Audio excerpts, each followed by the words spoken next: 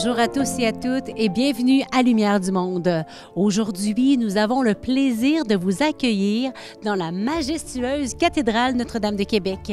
Ce lieu emblématique, riche en histoire et en spiritualité, est bien plus qu'un simple édifice religieux. C'est un véritable trésor architectural et un symbole de la foi vivante de notre communauté. Aujourd'hui, on rencontre un évêque tout neuf. Et oui, Monseigneur Jean Tailleur a été ordonné le 21 février dernier. Ensuite, préparez-vous à être surpris par le monde fascinant des reliques. On va découvrir des fragments de personnes saintes, mais surtout leur signification profonde. Mais avant tout, nous vous emmenons dans les coulisses d'un déménagement historique. Défis et émotions se mêlent alors que les services diocésains de Québec quittent leur siège emblématique pour un nouveau départ aux sources de la foi en Amérique du Nord. Bonne émission!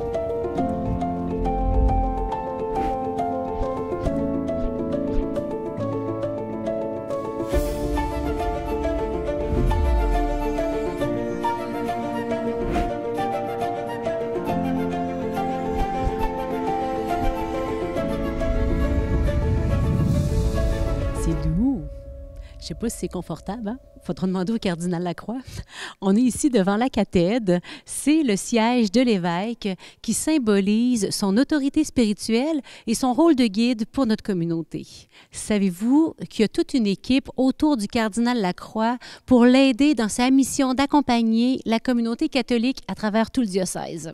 Les services diocésains, c'est une équipe d'une trentaine de personnes dévouées et spécialisées dans plusieurs domaines: pastoral, communication, droit canonique et civil, administration. En novembre dernier, cette équipe a entrepris un déménagement historique, quittant leur siège emblématique du 1073 boulevard René-Lévesque pour un retour aux sources au Séminaire de Québec, l'une des plus anciennes institutions de la communauté catholique à ses débuts en Nouvelle-France. Eh bien, bonjour, bienvenue au bureau de l'archevêque. Ça me fait plaisir de vous accueillir dans nos nouveaux bureaux.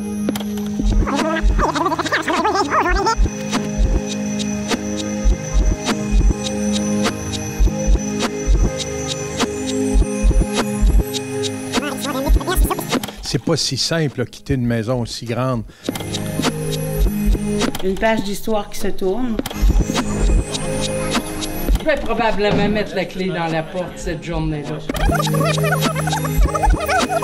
Bonjour, aujourd'hui je vous amène dans les coulisses du déménagement des services diocésains, cette belle équipe qui entoure l'évêque dans l'exercice de sa mission d'accompagner la communauté catholique. Et là, on est ici au 1073 René-Lévesque depuis 1978. Et là, on déménage, on s'en va au 6e étage du Séminaire de Québec. Alors, on est dans les boîtes, on est dans les préparatifs, on va aller à la rencontre de membres de nos équipes qui sont en train de faire les boîtes. On va voir comment ils vivent ce grand moment.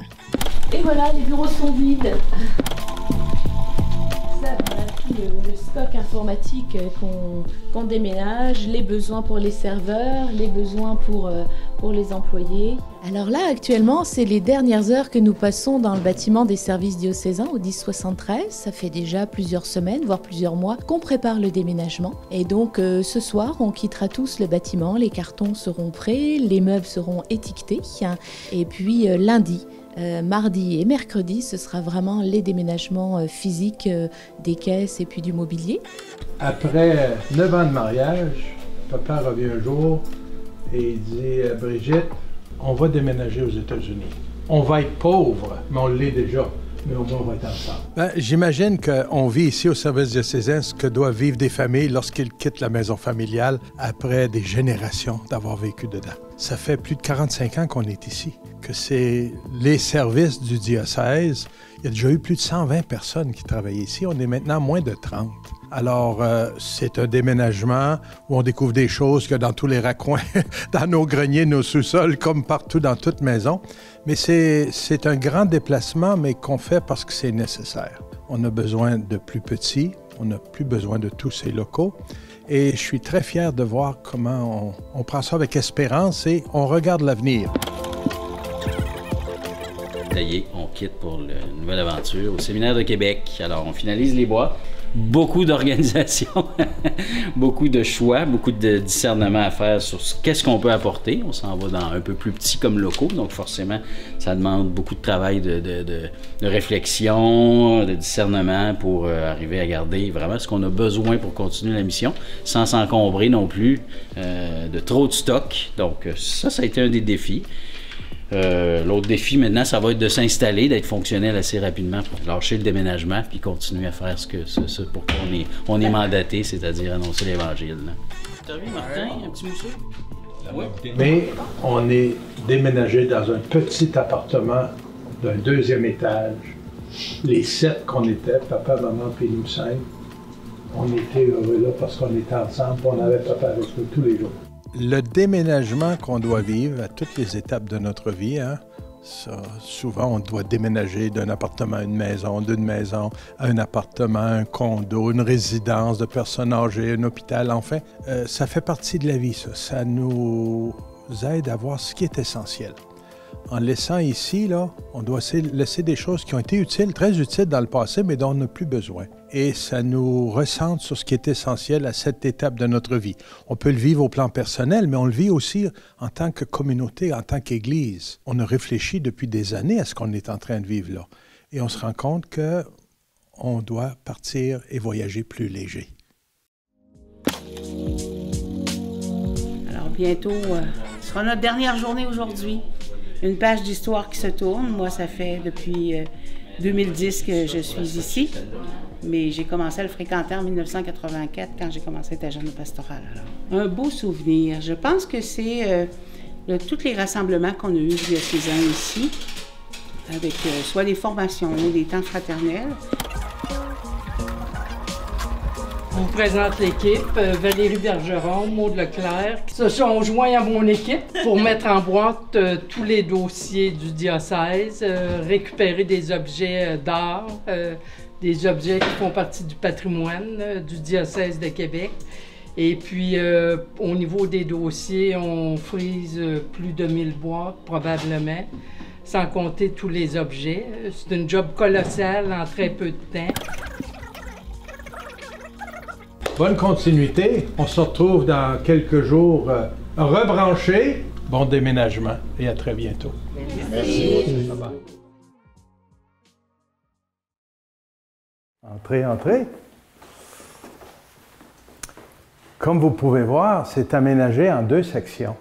Pour moi, c'est très important qu'il y ait un petit salon. Parce qu'il y a des gens qu'on accueille, c'est seulement pour échanger. Ce n'est pas nécessairement du travail avec des papiers puis des dossiers. Alors, on s'assoit ici et on échange avec un rendez-vous. Et quand c'est possible, j'aime accueillir les gens ici.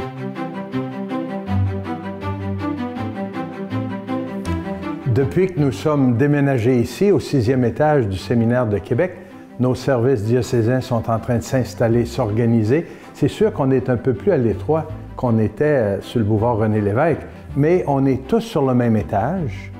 Au milieu, il y a la chapelle du séminaire et c'est magnifique de pouvoir travailler dans cette ambiance. Une vue sur le fleuve, sur la rive sud, sur la côte de Beaupré, les montagnes, c'est magnifique. Mais c'est surtout un lieu très historique ici. C'est où notre diocèse est né avec François de Laval et tous ceux et celles qui, depuis plus de 350 ans maintenant, y ont œuvré. Alors, c'est comme revenir aux sources. C'est ici que le grand projet, la vision de notre Saint-Évêque François de Laval a mûri, s'est développé et qui est parti pour annoncer l'Évangile sur cette grande terre qui était la Nouvelle-France, qui est devenue le Canada et une bonne partie de l'Amérique du Nord. Alors, il y a une grande fierté d'être ici, une grande responsabilité de poursuivre la mission aussi. Vous savez, nous n'en sommes pas à notre premier déplacement, déménagement. Au fil de l'histoire, il y a eu tellement de lieux où l'Église de Québec s'est installée, a dû se déplacer. Et chaque fois, c'est comme un nouveau départ. Moi, je suis très, très reconnaissant et nous sommes reconnaissants pour le Séminaire de Québec qui nous accueille dans ce lieu historique et très agréable, il faut bien le dire, pour se retrouver au cœur du Vieux-Québec. C'est un endroit où on va ensemble pouvoir continuer de rêver l'avenir de notre communauté diocésaine. Devant nous se trouve le Grand Reliquaire, un trésor spirituel qui abrite des reliques précieuses de saints et bienheureux du Canada. Ce reliquaire, qui est situé tout près de la Porte Sainte, est un symbole puissant de la foi et de la dévotion qui ont marqué notre histoire. Grâce à la généreuse contribution du Verbe Média, nous plongeons maintenant dans le monde fascinant et parfois surprenant des reliques. Bien plus que de simples artefacts, ces reliques continuent d'inspirer et d'élever vers Dieu. Faites-vous partie des gens qui pensent qu'aller à l'église, c'est juste une affaire de statues de plâtre couleur pastel? Si oui, vous allez clairement faire le saut quand vous allez entendre parler du culte des reliques. Une relique, ça peut être une dépouille ou un morceau de corps qui a appartenu à un saint. On parle ici d'ossements, de cheveux ou même de sang. Saint-Jean-de-Brébeuf, du moins un morceau, un des saints martyrs canadiens. Ici, on a Sainte-Marguerite Bourgeois, une des fondatrices de Montréal. C'est franchement pas mal. Et Sainte-Thérèse de l'Enfant Jésus, juste une des plus grandes saintes de l'histoire. Il existe aussi une autre sorte de relique. Ce sont des objets ayant été en contact avec le corps du saint. On parle ici de ses vêtements ou de sa brosse à dents. OK, j'abuse peut-être pour la brosse à dents. En fait, je le sais vraiment pas. Mais là, je vous entends déjà me dire, c'est pas un peu macabre tout ça. Pour faire passer ce moment académique un peu plus rapidement, je vais juste vous le lire, ça va être plus rapide. Les saints avaient sur terre le but de rapprocher les gens de Dieu. Ils continuent de le faire après leur mort. Dieu se sert d'eux pour avoir un contact physique avec nous. Après tout, c'est bien lui qui a inventé la matière, et il sait qu'on n'est pas juste une âme qui flotte dans le vide. On a un corps et il nous parle à travers celui-ci. Généralement, on prie devant une relique pour demander une grâce spéciale ou un miracle. Il n'y a aucune garantie de miracle. C'est pas de la magie quand même. OK, je vous vois déjà les fans d'Harry Potter me dire qu'aller prier devant le pouce d'une personne morte il y a 200 ans, ça ressemble un peu à la sorcellerie. Ce qu'il faut comprendre, c'est qu'on n'attribue pas de pouvoir à la relique elle-même, comme on le ferait pour une amulette ou une boule de cristal. En tout cas, même si une relique, c'est pas une machine distributrice de miracles, ça permet quand même à la personne qui prie d'approfondir sa foi, et ça, c'est pas rien. La plupart du temps, les reliques qu'on trouve sont assez petites, voire minuscules, même microscopiques. Il y en a d'autres qui sont vraiment plus grosses, comme le bras de François Xavier ou le crâne de Jean de Brébeuf, qu'on n'a malheureusement pas pu emprunter pour des raisons assez évidentes. Bref, si jamais vous avez l'intention de devenir un saint, ce que je vous souhaite de tout mon cœur, conservez donc précieusement une mèche de cheveux ou même votre brosse à dents. Abonnez-vous!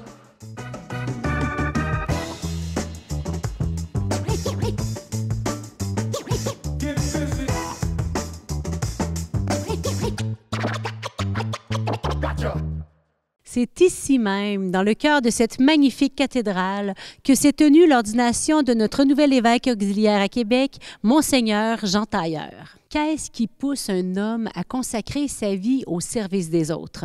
Aujourd'hui, nous plongeons dans l'histoire de Monseigneur Jean, un parcours riche en dévouement et en foi. De ses débuts modestes à son rôle d'évêque auxiliaire, découvrez les moments clés et les défis qui ont façonné cet homme exceptionnel. Quel secret se cache derrière sa vocation? C'est ce que nous découvrons dès maintenant.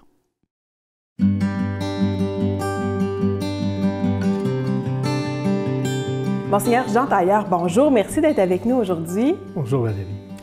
Avant d'être nommé évêque auxiliaire à Québec, tu as été impliqué de nombreuses années ici dans la région, même au service diocésain pendant 25 ans.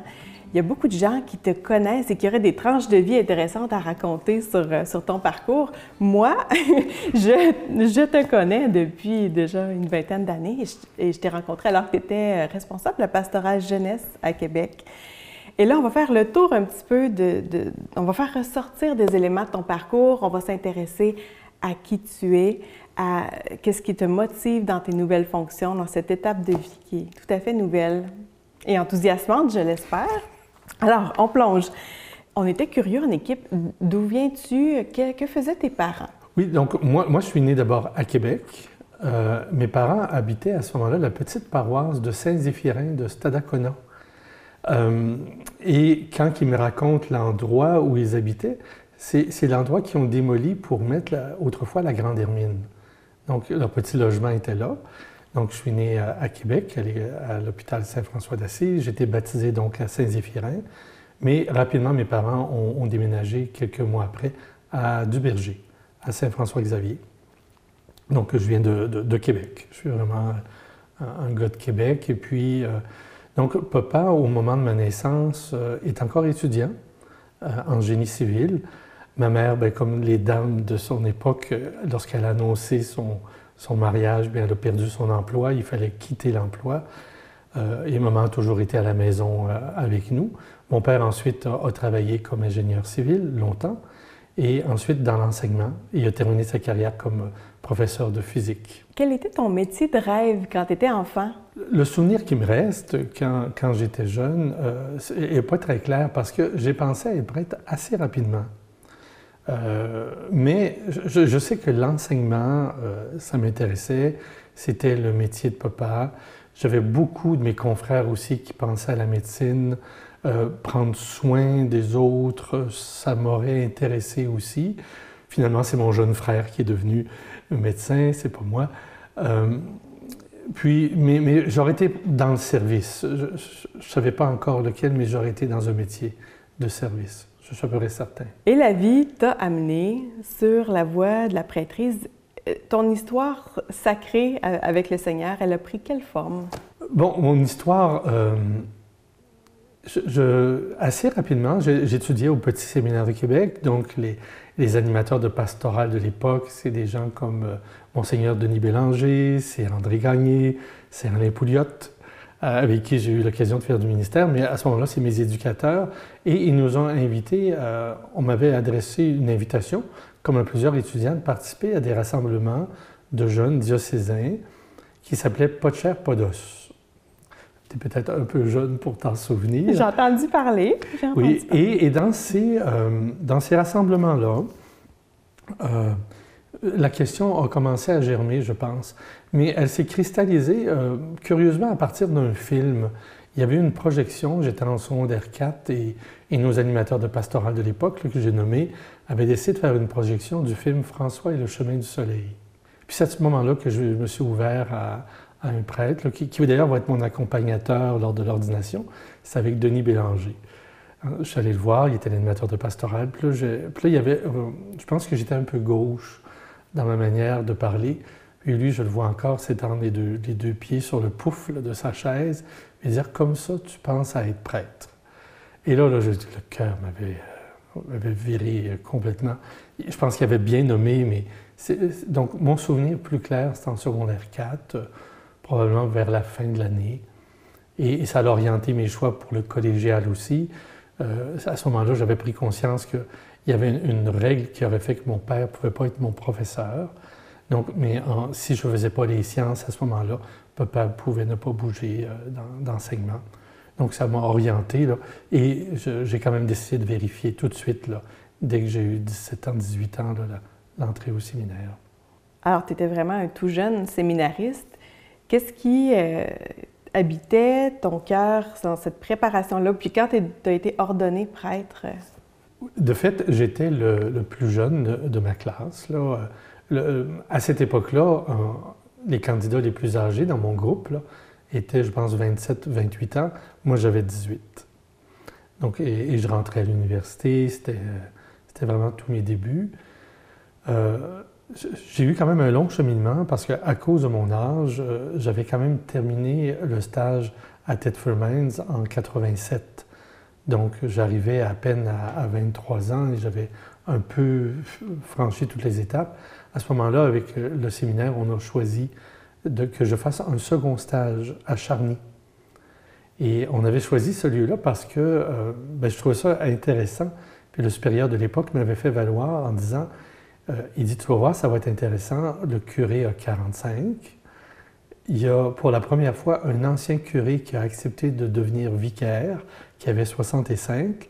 Puis il dit, il y a une jeune agente de pastoral qui commence. Et c'était Lorraine Demers, avec qui je travaille maintenant. Oui, une collègue. Oui. Donc, c'est un peu, c'est beaucoup le stage à Charny, moi, qui a été très confirmant dans l'accueil des gens, dans l'apprivoisement aussi du ministère. J'avais fait du ministère, donc 2 ans de stage à Thetford Mines, un milieu qui venait à peine de sortir de la crise de l'amiante. Ensuite, un milieu qui faisait partie des paroisses les plus jeunes de Québec, là, en expansion à Charny. Et c'est là, à ce moment-là, que mes grandes décisions se sont prises. Là. C'était beaucoup la confirmation des gens. Hein, c'est le regard des personnes qui disaient « je te vois bien dans ça ». Les gens encourageaient. On recevait aussi des échos. Moi, j'ai toujours entendu avec étonnement des gens qui disaient « mais dans l'homélie, il y a telle chose qui m'a touché ». Parce que comme stagiaire, on apprend à prendre contact avec ce ministère-là. Et à Charny, on m'avait donné la chance de faire à la fois du ministère scolaire, c'était encore beaucoup le travail des stagiaires, mais aussi de travailler dans les funérailles, l'accompagnement de deuil, le mariage, l'animation en général aussi. On faisait de la visite paroissiale à l'époque. Donc c'est beaucoup dans ça là, que ma décision s'est confirmée. Surtout à partir d'un critère, c'est que je me rendais compte qu'après 7 ans de formation, 4 ans en paroisse, même s'il y avait des défis, j'étais heureux dans ça. Et c'est beaucoup ça qui m'a permis d'avancer. Donc, un homme heureux dans son travail, dans son ministère, comme on dit en Église, et ça t'a amené sur toutes sortes de routes, de pistes. Je nomme ancien responsable de la pastorale jeunesse au diocèse, aumônier au régiment des voltigeurs de Québec, chancelier du diocèse, vicaire général, modérateur en paroisse dans Port-Neuf, grand prieur de l'ordre équestre du Saint-Sépulcre de Jérusalem. Y a-t-il d'autres engagements marquants que j'ai pas mis dans ma liste? Oui, quelques-uns, parce que quand je rentre au séminaire, moi, je suis membre d'un chœur. J'ai toujours fait beaucoup de musique, moi, donc je suis membre des Rhapsodes à 17 ans. Et à l'époque, et au grand séminaire, on m'a donné la permission de faire une coupure douce. Donc j'ai pu continuer à faire 1 ou 2 concerts. Après ça, bien, on était interpellés à passer à autre chose. Là, mais, donc j'ai fait beaucoup de musique. Ce qui m'a emmené... Une des authentiques basses. C'est ça. Et ce qui m'a emmené aussi donc, à participer au projet avec Mario Pescia. Oui. Ça, c'était quand même important.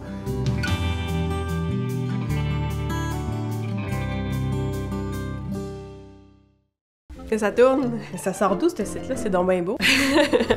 Amenez-en du positif.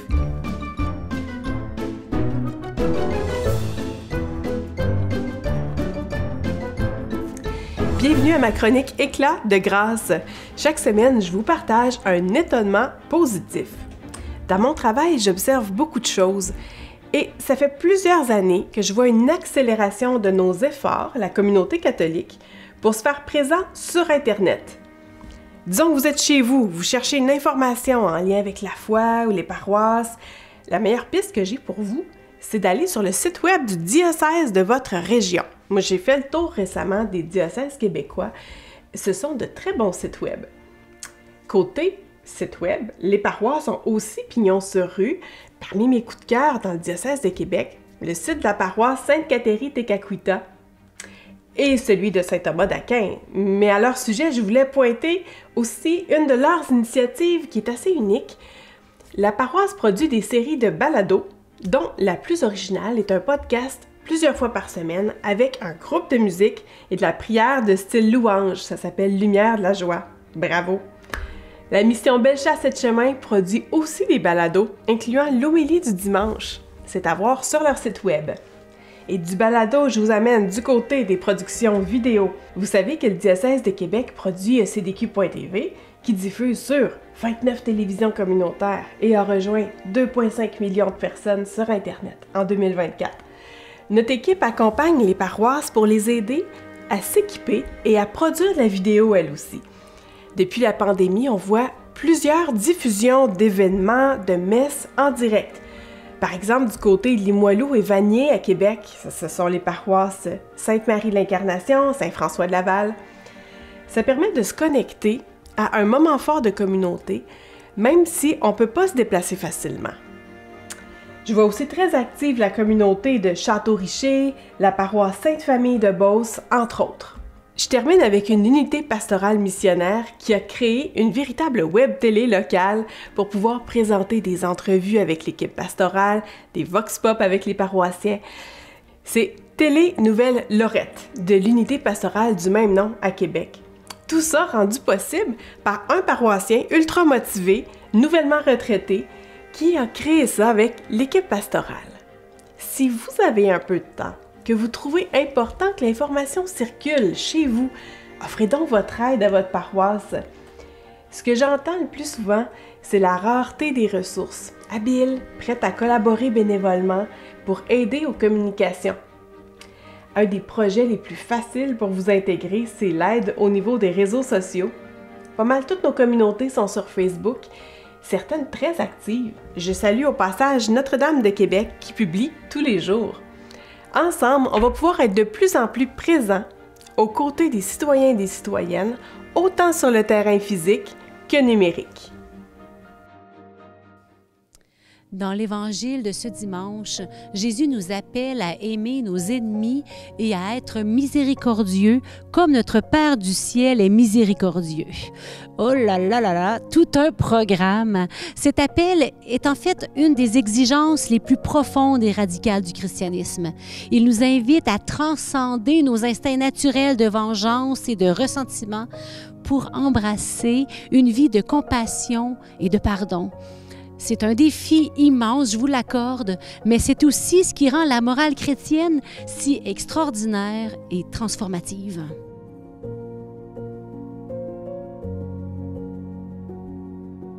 Suivre cet enseignement de Jésus, c'est choisir une voie de grandeur et de noblesse.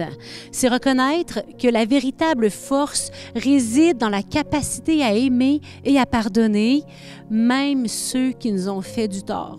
C'est un chemin exigeant, oui, mais c'est aussi celui qui mène à une vie plus accomplie et épanouie.